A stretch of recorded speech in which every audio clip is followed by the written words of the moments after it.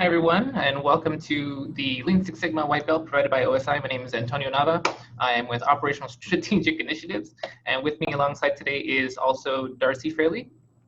Hi, everyone. How you doing? Excited to be here. And Bradley Sullenberger. Hi, everyone. I'm also with the Office of Operational Strategic Initiatives, have over 10 years of Lean Six Sigma experience, and excited to share the knowledge. So this is sort of the base setting that happens here, as well as a little bit of a history lesson. Lean Six Sigma is the convergence of two different methodologies that have happened over the past numerous decades. So Lean began in Toyota in Japan. So throughout the course of this material, you'll hear some Japanese words, and that's why. So Lean was really focused on speed. It was focused on how do we make our processes more efficient to deliver cars that customers want in a timely fashion in a way that is easier on their wallet. So they were focused on streamlining processes, making them faster, making them more efficient. So Taiichi Ono and Shigeo Shingo, they saw the William Ford model of producing cars and determined that the idea of having process engineering ivory tower ideas for how a process should be run was missing the most valuable resource that a company had to offer, the great mind meld of all the people that work within their company. So what they did was they redistributed the knowledge consumption to all of the factory workers, through all of their suppliers and partners, in order to come up with how to best approach a process and how to best improve it for the satisfaction of the customer. There was also another methodology that was developed later on in the 80s by Motorola. They were focused on preventing defects through problem solving, and they were focused on accuracy.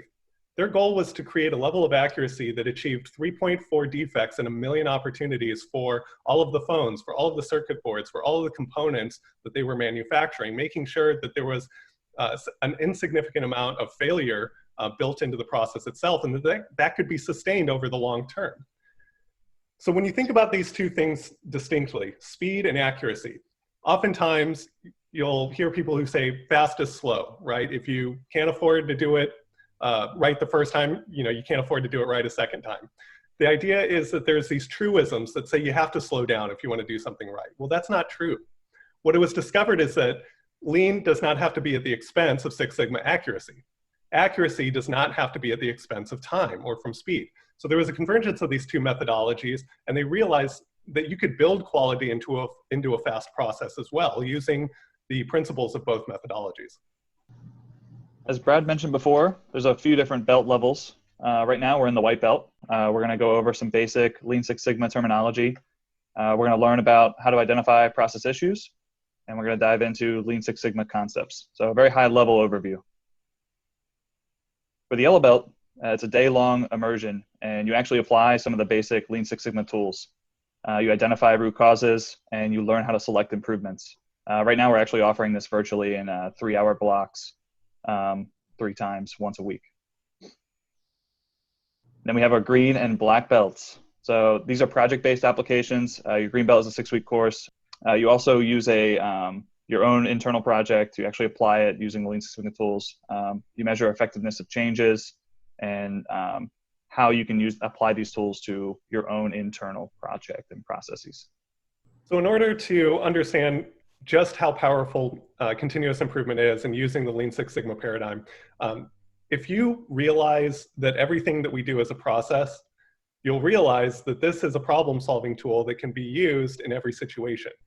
So if everything we do is a process, think about a process that everybody did this morning. Hopefully it was getting ready for the day, right? And you can think about a process as having a supplier and the customer, and that's okay if you are your own supplier and customer. So let's continue on with the morning routine.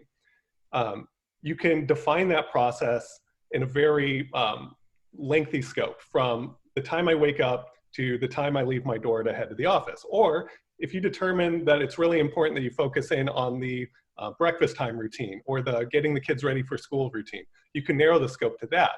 Processes exist within processes themselves, right? And it's up to you to define the scope. Scope is going to help be determined by the variation or the waste that exists within that process.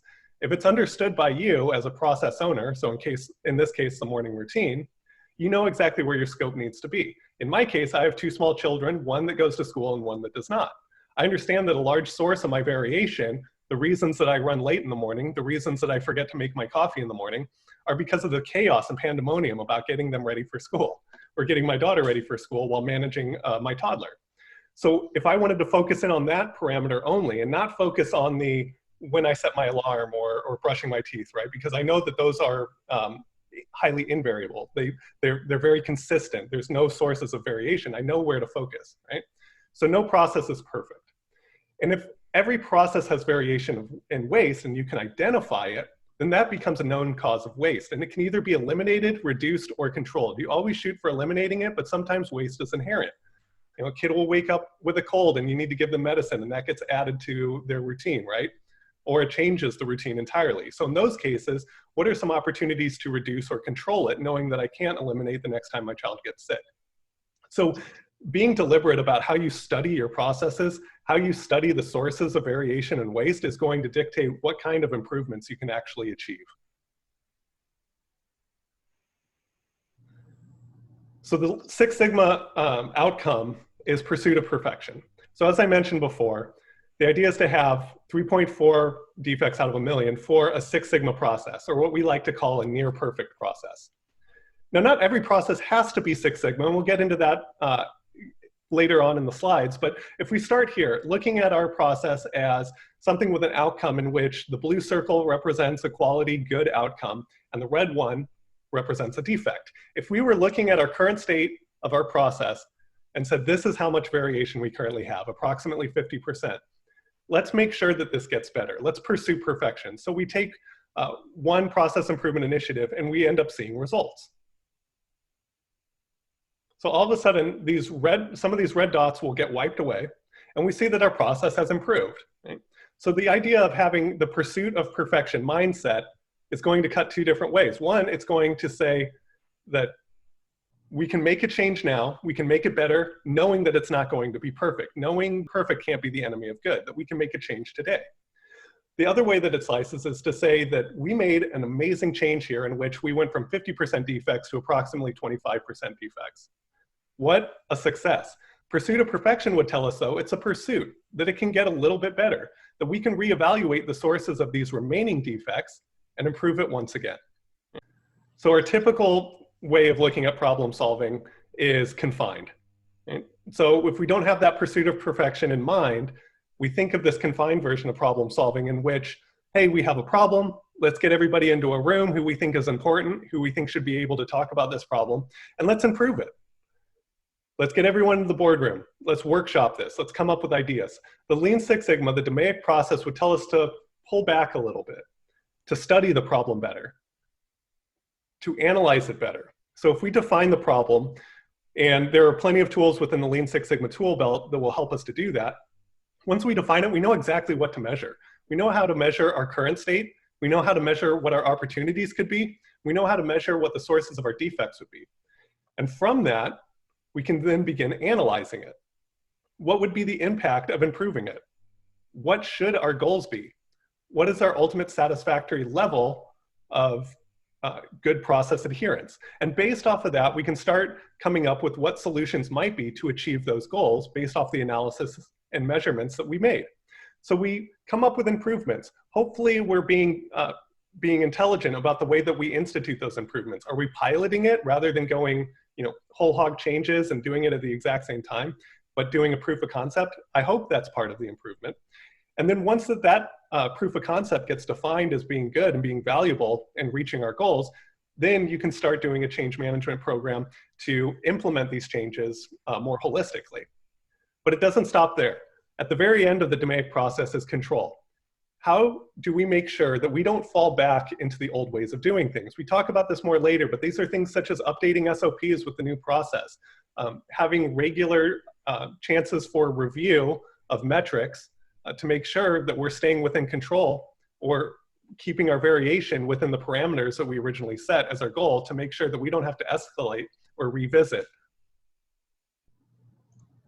And then of course we have our funny little cartoon here. Oftentimes when you, if you're not in an organization that is currently steeped in Lean Six Sigma or continuous improvement culture, you might get the pushback that says, I don't have time to step away from my desk to do deep analysis, to come up with a data collection plan, to chart all of the instances of a process that I administer. I don't have time for any of this.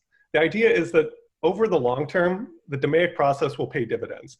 If we were to stop and remove these square wheels of the wheelbarrow and replace it with a circle wheel, and over the long term, yes, we took a little bit of time to make that change, but over the long term, things are going to get faster for us. Things are going to get better for us. So starting with the define phase, right? The start of the DOWNTIME process. This is a document that you should have ready to go, that you should have drafted for every single continuous improvement project. And it can look different than the template that we have on here, but these are some of the basic elements that you will see across many of the different project charters. The project charter needs to be the touchstone for the project. It's something that you can reference at any point within the project lifecycle and help make sure that we stay within our lanes, that we stay within our scope, that we understand what the business case is and we never lose sight of it. So what is the business case? Well, the business case would tell us why it is important for us to complete this project. And it could be very defined. It could be a specific percentage of revenue growth, but it could also be something more intangible, such as student satisfaction. And then coming up with the financial impact of that. So this is especially important if we are going with those more intangible thoughts. Ultimately, what is the impact of that? Now, I'm not saying it's dollars over everything. What I'm saying is that dollars are the common denominator between competing priorities within a single organization.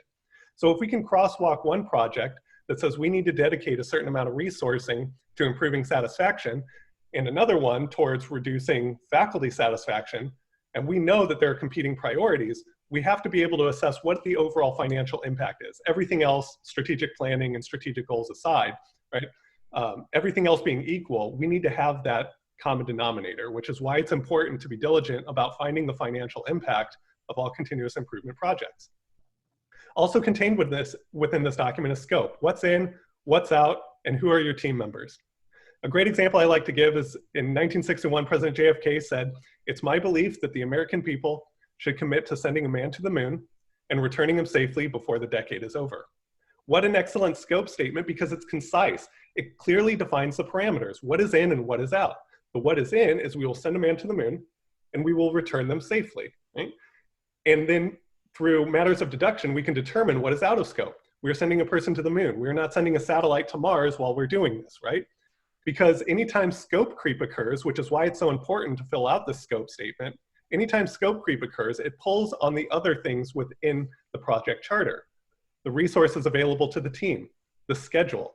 If the scope expands, the schedule will get elongated and the resourcing will have to get greater.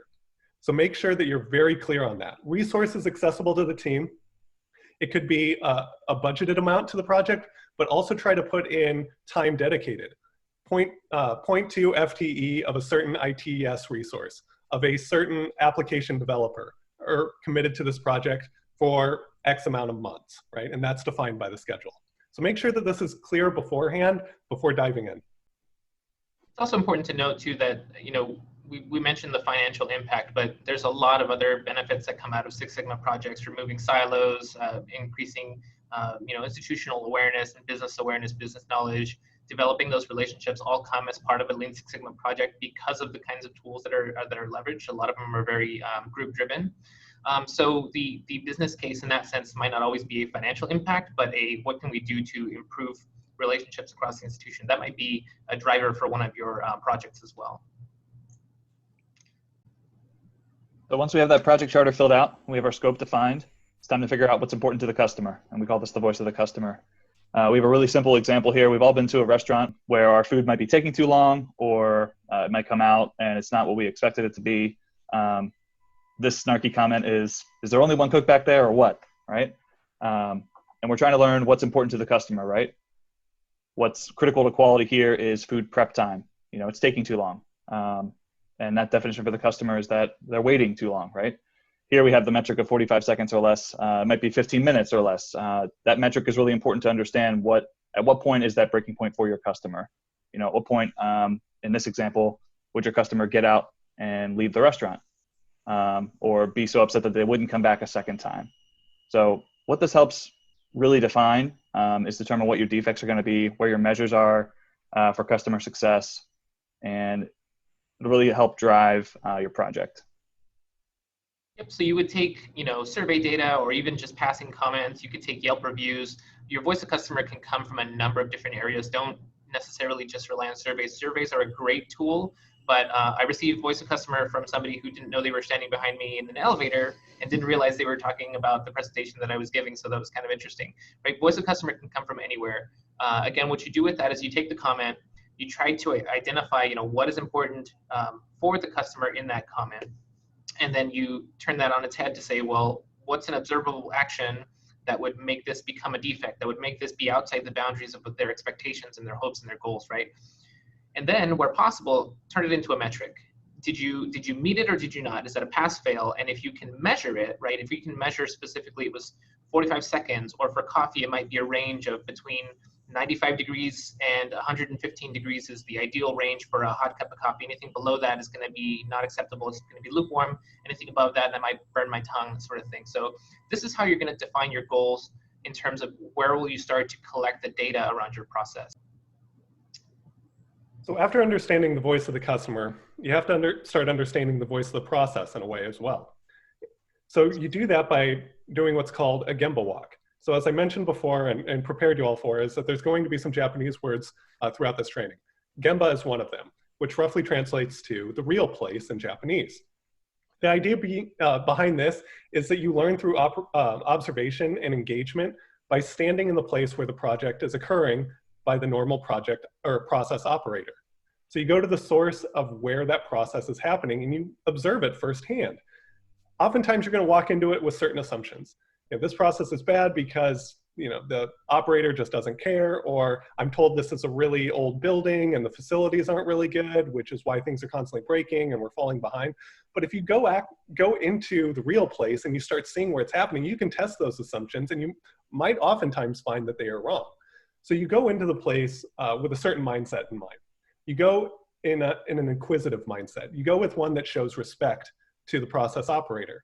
And you focus on the process. You give reassurance that you're not evaluating the way that that person is performing. You're evaluating the process steps. Right? So you have to give that assurance, and this trust is built over time. You're not going to, you probably won't get it the very first time in your very first Gemba Walk, but over the long term, people will begin to understand the ultimate purpose of this as the continuous improvement culture starts to expand within the organization. But always, always, always show respect. It could even come in a matter of tone. Take, for example, why would you do it that way? Right? Whereas if you take an inquisitive tone that is maybe less threatening, such as, would you mind explaining to me how you go about your process so that I may understand it better, right? That's much more inviting. That's much more inquisitive. And it's not to say that you had bad intentions when you were asking it, why would you do it that way, right? But somebody takes it as potentially threatening. So always keep in the front of your mind that you are there to show respect, that you are there to live in somebody else's world for a little bit so that you can help make it better for them. Right, the value of a Gemba Walk, I always think of it as, I could look at a report, or I could look at a dashboard, I could look at the SOPs or the job aids and sort of gain an understanding of what a process might be. But you learn so much more by going to the real place, by going to Gemba, by really understanding what is their world like and gain that perspective. You can gather pain points and ideas that you might be able to use for later. Again, we're not going to jump from define to improve, but we can capture those and start to validate them or explore those a little bit. But again, this is the phase in DMAIC, right? Define, measure, analyze, improve, control, where you would develop your understanding of defining the process, and you can start to measure, under what circumstances defects might be occurring or waste might be occurring. And we'll define those more in a little bit. I'm glad you said that, Tony. I've had experiences where I go into a place and you talk to somebody who said, I've been saying for years we should do this. And then you get to the analysis and improve phase. Say, hey, have we thought about doing this? Oh, what a great idea, Brad. Well, no, I've just listened to Daryl, right? So it's always a good opportunity to find the things that should be done and that could be done.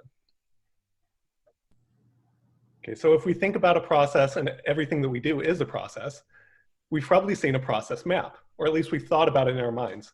And most process maps look this way. It has a start and it has an end point, but within it are certain decision points or paths to take based off of certain parameters within that process. So the example I like to use for this, that I think a lot of people are aware with, is we are all currently logged on to a PC right now. So let's say that an issue occurred while we were in the middle of this, this training, and we had to put in a help desk IT ticket. So if we were looking at the help desk IT process and we said, oh, let's improve it, the critical path theory would tell us that we shouldn't necessarily evaluate all of it. Are we going to pick the most common path? So if the goal of our project is to alleviate staff burden, perhaps, or to avoid having to hire additional resources, let's focus on the path of this process that happens most frequently. So in the case of a help IT desk, maybe that is Windows devices. If the purpose of our process is to reduce costs for the department, and let's say Apple products are much more expensive than other types of computers, and we find that resolving those issues are always very costly, maybe we want to pick that path.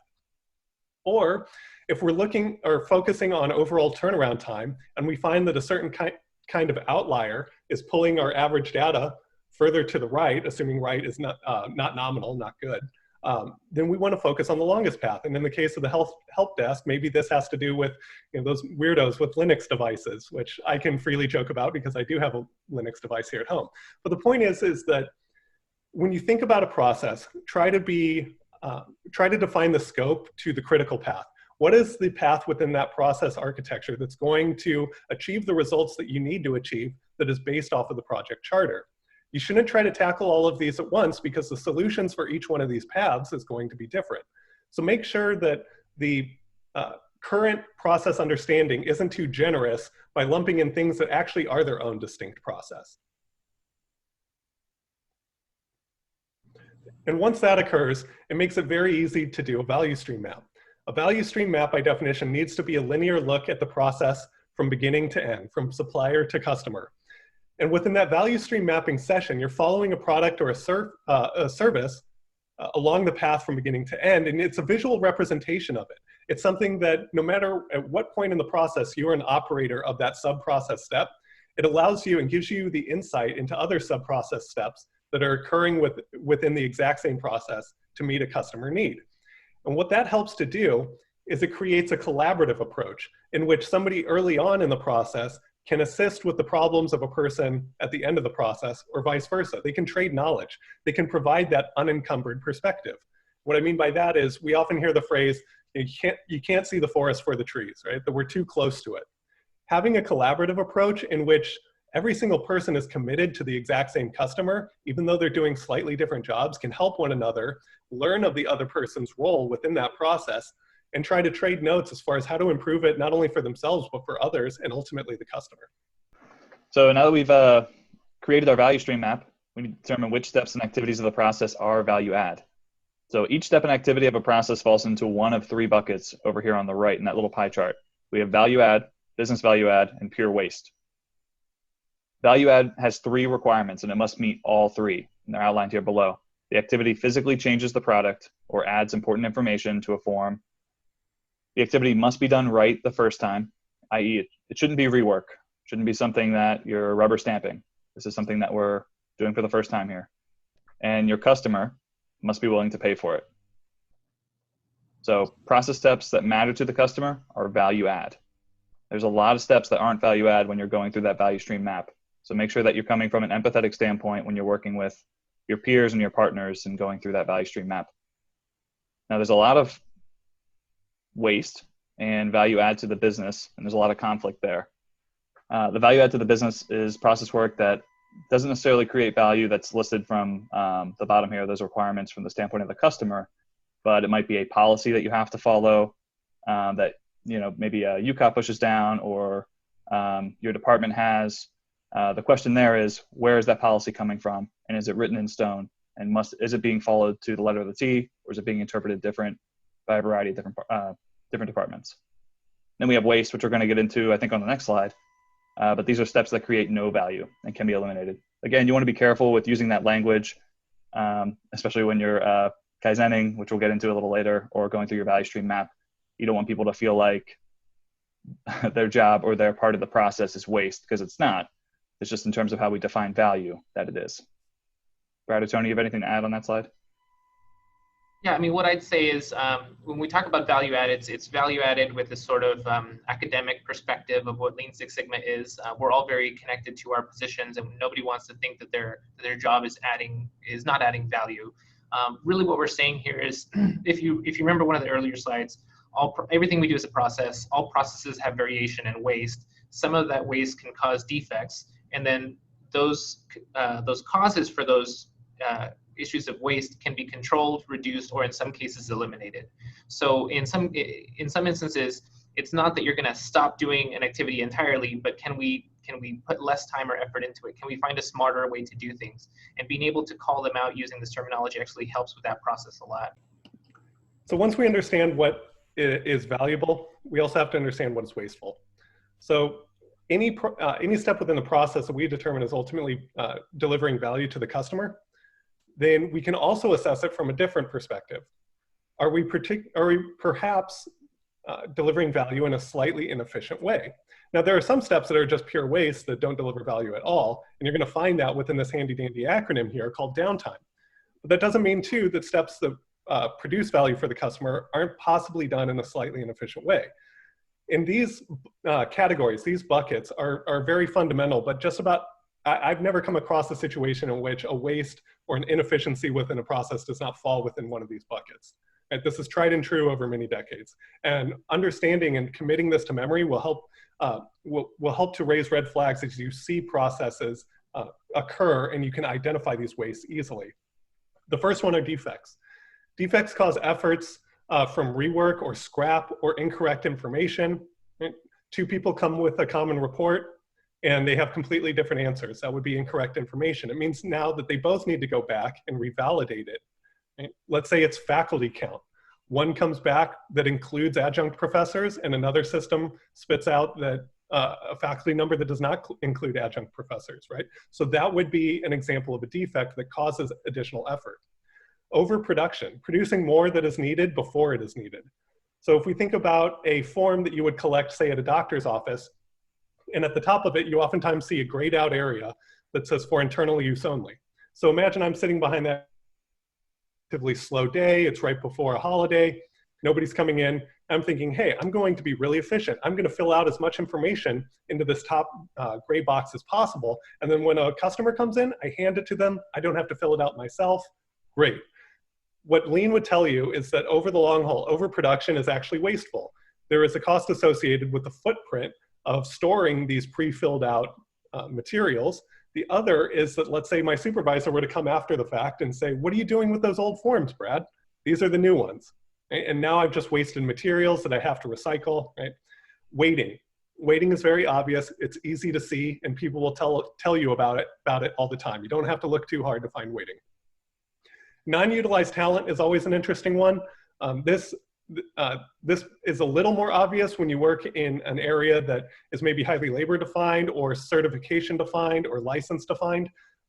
You get to analyze, is everybody contributing in a way that they're permitted to? Now, when you're in a more flexible area, you have to, that maybe doesn't have certifications or that is maybe more ad hoc, such as a project management office. Not only does somebody have to have capacity, they also have to have knowledge. They also have to have expertise. Are you appropriately cross-training staff for that flexing to match demand where possible, rather than hiring new resources? So these are the kinds of ways that can occur and fall into the non-utilized talent bucket.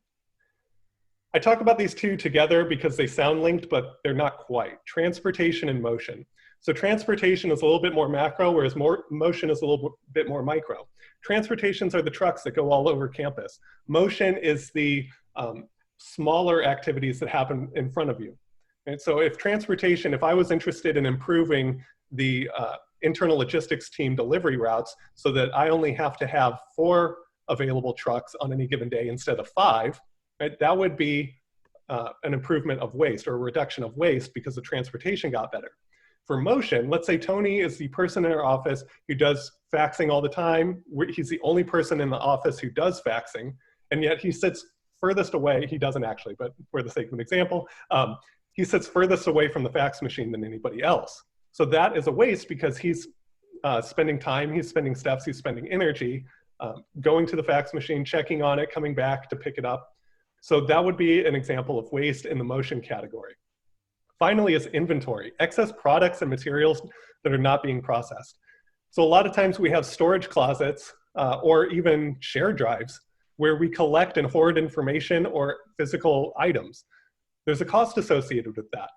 We like to have the be prepared for anything mentality. So we keep project folders that have been dormant for 6 to 8 months or that have been completed for over a year, just in case we want to go back and look at it. Let's archive it. Let's clean up the inventory of our shared folders, or let's clean the inventory of our supply closets so that we don't have excessive materials. Finally, and the one I like to leave at the very end, is extra processing. The reason for this is because it exists everywhere and we don't often see it. Extra processing is a waste because it's more work or higher quality than is required by the customer. An example that's relevant to higher education, the one I like to use is when we bring on new faculty within at UC San Diego, we require 3 to 5 letters of reference. Now we look at that and we look at the policy that informs it, and the letter of the law for that policy says letters of reference. It doesn't have a number anywhere. So at some point we determined that 3 to 5 letters was the example of quality, but at the end of the day, it's higher level of quality than is needed. So that needs to be evaluated. Not necessarily rescinded, but it needs to be evaluated. It's a potential bucket for waste. So anytime somebody defends their position or on whether or not something is valuable or not valuable to the customer, and they defend it with policy, always go to Gemba, so to speak, read the policy with them and help understand if extra processing is occurring or if it's not. All right, so we get to the analyze phase and we start to say, what can we do about these things? And everyone has great ideas and we want to make sure that we're not jumping from defining a problem to improving it. So this is one of the tools that we recommend for root cause analysis. As we said earlier, sometimes what we do is we get a lot of smart people in a room that all have great ideas and we implement some sort of change really quickly because we all feel like our hair's on fire and we're running out of time. But what ends up happening is 6 months down the road, we're in the same meeting space with the same folks trying to solve the same problem. This is a very simple tool. Basically, you define what your problem is, your observable issues, place that in the stinky head of the fish, and then you ask folks for high-level reasons as to why some of these things might be getting caused. From there, you continue to ask why. You get you go layer by layer and sort of peel back the examples of why this is being observed. I think this is best shown by way of example, so we have one prepared for you. This is not a project that was done by OSI, but something that was done in real life in Washington. So some of the floors and one of the monuments there were starting to erode away. So a simple but expensive solution would have been to tear apart the floors and to relay everything down, maybe to block pedestrian paths so they weren't walking on them anymore, things like that. Expensive, disruptive, and then 6 months down the line, if we didn't do this analysis, we might be stuck with the same problem in 6 months. So they got people together and they said, why might these things be happening? They saw things like potential climate change, earthquakes, maybe power washing. You really get all the ideas on the board for what are potential causes for this erosion of the floors that we're observing. Then you sort of meticulously go one by one and say, okay, why does the rain happen? Well, because of clouds and that sort of thing. So you start to knock out the ones that you can't really do much about. So power washing was something that they were actively doing, something they had control over. So they went through the 5 whys exercise on that one to see what they could find. So they said, okay, floors are crumbling. Why? Well, we're using harsh chemicals and power washing and it's needed often. They said, well, why is that happening? Well, there's a lot of food, particulate matters, but there's also bird droppings, right? So each of these becomes different sort of branches off on this 5 whys tree. So, all right, there's a lot of bird droppings happening and we have to clean those up. Why? Well, because they eat these tasty, tasty spiders, right? They're the main source of food for these birds, although the birds maybe pick up a fry or two, their main diet is these particular kinds of spiders, which we're observing a large amount of in this space. Okay, so why are there spiders around? Well, because there's these little gnats. It's their main source of food, these little flies, right? So, okay, let's go deeper. Why are these flies around? Well, they're attracted to the lighting. We have a large body of water next to a large lit up building that's lit up for the entirety of the night. We can continue to ask why and say, well, why are the flies attracted to the lighting? And we might say something like gnat biology. So we can bioengineer flies, or we can say, well, what can we do something about? And that's going to be the lighting. They determined that if this was the root cause, could they do something about this, right? Not stopping at we're going to stop doing the chemical power washing, or we're going to do something about the birds specifically, but continuing to ask why, getting down to this level where the gnats are attracted to the lighting. So once they had that listed as a root cause, they started to ideate about what can they do to improve the situation, right? What are the countermeasures there? So some of the things that they put in place were they changed the brightness of the lights. They changed the schedule of the lighting so that it would come on later in the day and in the evening, and then turn off a couple hours before sunrise, as opposed to when the lighting schedule originally was. In doing these things, and a couple other things that they found in the 5 whys, they were able to reduce the number of gnat flies, which reduced the spiders, which reduced the bird droppings, which reduced the need for the power washing, right? And if you think about it as well, so we're not going to be solving this problem again in 6 months because we have a little bit more control over the root cause. But in addition, you're doing something that is overall saving you money, right? It's less expensive than the proposed tearing up the ground, initial sort of solution, because you've taken some time. As we said before, it takes a little bit of extra thought and pause to start to really analyze and deep dive into why you're observing certain things. All right, data heads, buckle in. So if we have to understand our process and gain the voice of the process, it's not going to speak to us, so we have to measure it and we have to help it speak on its own behalf. And that's done through different ways of charting, not only through collection, but charting it so that it can speak to us. The first one we'd like to talk about that we use rather frequently is called a histogram. So this shows a picture of variation within a process, and it shows us how it's distributed. It gives us an assessment of what the mean, what the most common frequency of an occurrence is, as well as the range of the occurrence. So if we were looking at this as, let's say, minutes, we could look at this and see that this process has a turnaround time, a distribution of a range between 1 and 14 minutes, let's say, right, with a 7.5 minute mean right there in the middle. So that's the way that this tells us what the possibility of an outcome could be. It could be as low as 1. Why is it only 1 minute in that one case? Or it could possibly take as long as 14 minutes. And it starts to help us ask those sorts of questions. What cases did this take 14 minutes, and why did it take that long? Is there a source of variation there that we can potentially eliminate or control? That's how it's speaking to us. The other way to take this data is we remove this exact same data from a histogram and we can place it in what's called a run chart. So a run chart is the exact same data but expressed over time. Right? And within that run chart, we can visualize certain signals. So these signals aren't apparent in a histogram, but they are when they're expressed over time. There are a lot of different kinds of signals, but we go over some of the 3 most common, the three easiest to identify, and that can tell you a lot. So there's what's called a trend. 6 or more points in a row that are increasing or decreasing. So in this case, we see an outcome that's starting very high. Let's assume on the left-hand side that our axis is showing us minutes. So at the top of it, we're hovering around 16 minutes, and we start seeing it trend down towards 6 minutes. So what we're seeing is a gradual improvement. And barring any sort of intervention from ourselves, we'd want to ask, well, why did this all of a sudden get better? And the data would tell us that something organically occurred to help improve this process, and you want to find out what it is. The second one is called is a process shift. So this is 8 or more points in a row above or below the mean. So where that blue arrow is indicating, beforehand, above it was our initially established mean. Then all of a sudden we have this process shift come down, and we get 8 or more points in a row, in this case several points, way more than 8, that are occurring well below that mean and have now reestablished the mean. So what that would indicate to us is that a process shift occurred. Something transformatively different happened. It wasn't a trend.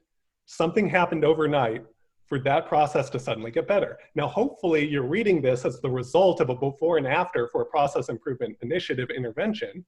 But if you're reading and just tracking changes within your process and you see something like this, it would indicate to you as a signal to go into Gemba and understand what happened. Finally is this sawtooth pattern. This is a bias or sampling problem. If you ever see 14 or more points in a row that go up, down, up, down, up, down, right? And at no point within 14 consecutive points of data does it go up, up, or down, down. What that tells us is that there is a bias or sampling problem, that you cannot trust that data. The reason why is that some variable is missing in the way that you are collecting the data, and it's corrupting it. If you see 14 or more points in a row, that is statistically impossible, so something is wrong on the data collection portion of it. The example I like to use here is spot checking twice a day. Let's say I were reviewing a process and let's say it's a lab process that runs 24 hours a day, and I spot check it twice a day. not realizing that that data, the first spot check of the day, comes from the team that comes in the morning, and the final spot check of the day is after that changing of the guard has already occurred. In that case, every single day I'm evaluating potentially a profile of lab personnel who are maybe more efficient than the other, or who are tackling a completely different set of testing or slightly different severity of testing versus a later one. So as a result of that, I have what would be a sampling problem. So I need to come up with a better way to collect that data over time so that it's actually meaningful and that I'm not taking action on something that's invalid. So we can't have a Lean Six Sigma class without talking about Sigma. So what is Sigma? Well, you may have heard it called a different name, right? Standard deviation. So if we are to look at the process mean, and we are to look at the standard deviations of that process mean, and extrapolate out 3 standard deviations to the right and 3 standard deviations to the left, a Six Sigma process is a case in which we have defined specification limits that are determined by who?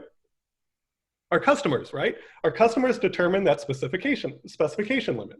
So we want to make sure that the variance of our data, of our process, fall within those parameters to a Six Sigma satisfactory level. This means that we hardly ever have an outcome that is outside the specification limit that is determined by our customers. Now, Six Sigma is sort of an alliterative naming convention holdover from Motorola. Right? Six Sigma was their goal. Does every process need to be Six Sigma? No. Especially when it comes to service industry, where we have very variable populations, we have different kinds of students that have to administer and have different wants and needs than other types of students.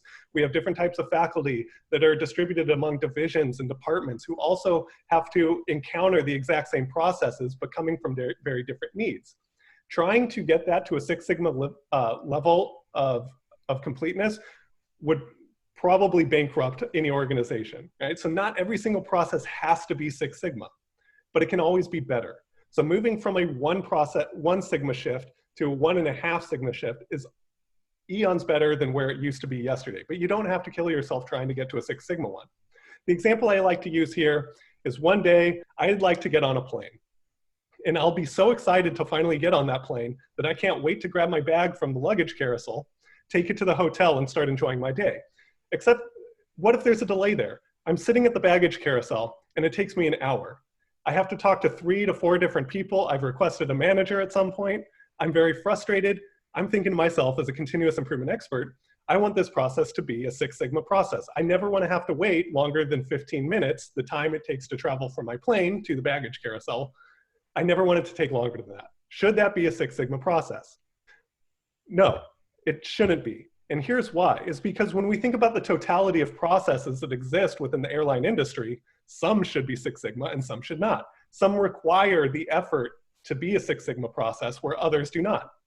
Getting my baggage in 15 minutes or less, but sometimes having to wait an hour, is perfectly acceptable if I make sure that the plane landing safely is an 8 Sigma process. Right? So this is the trade-off. You have to think about the process landscape and the totality of all processes that live within your industry, your organization, your department, or your sphere of influence.